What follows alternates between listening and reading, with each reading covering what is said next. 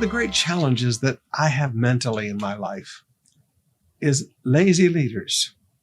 And young people, please don't get mad at me. But so many of the young leaders today in their 20s and in their early 30s, they look at people like me and they look at people like their parents, and they want us to build everything for them, develop everything for them, and then turn it over to them to be in charge. And young people, I'm sorry, it doesn't work like that. If you want to run something, you have to be able to build something. If you want to be in charge of something, you have to be able to grow something.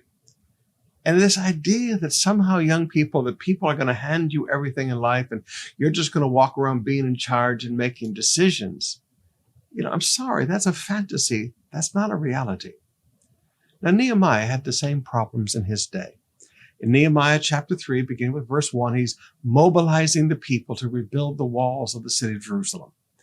It said that Eliashib, the high priest, and the other priests started to rebuild at the sheep gate. They dedicated it and set up its doors, building the wall as far as the Tower of the 100, which they dedicated, and the Tower of Hananel. People from the town of Jericho worked next to them, and beyond them was Zakur, son of Imri. The fish gate was built by the sons of Hassanah. They laid the beams and set up its doors and installed its bolts and bars. Meremoth, son of Uriah, the grandson of Hakkoz, repaired the next section of wall beside him, where Meshullam, son of Berechiah, and the grandson of Meshabel, and then Zadok, son of Baana. Next were the people of Tekoa. Though their leaders refused to work with the construction supervisors. It's amazing to me. Here is Nehemiah trying to do something that's not going to benefit him. It's going to benefit the people.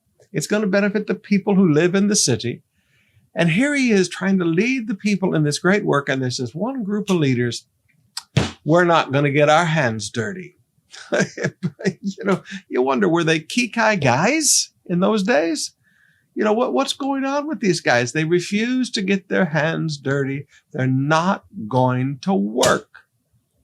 Now, it always amazes me when we're doing a feeding project or something as simple as a neighborhood crusade, and there are leaders that just don't want to get dirty. They just don't want to work. Now, those people don't usually last very long around me because they just don't last around me. They need to go someplace where they can act elitist because, forgive me, when there's a job to done, there's no elitist. There's just a bunch of hard workers who sweat and get their hands dirty and get the job done in Jesus' name.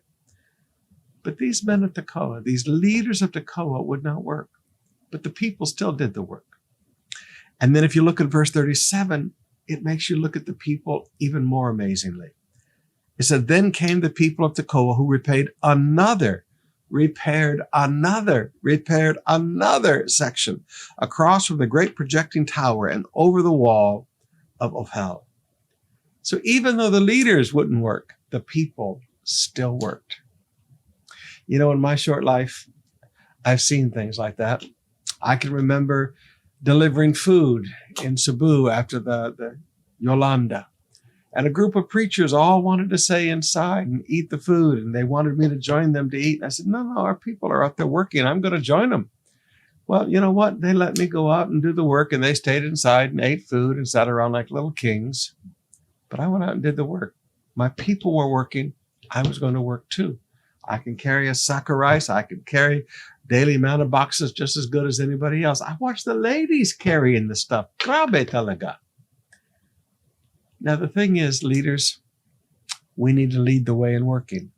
And the thing is, church members, whenever you see a lazy leader, rather than follow their example, rather than get mad and have a bad attitude, do like the people of Tekoa and just do an extra portion because you're going to set the example, not follow the example.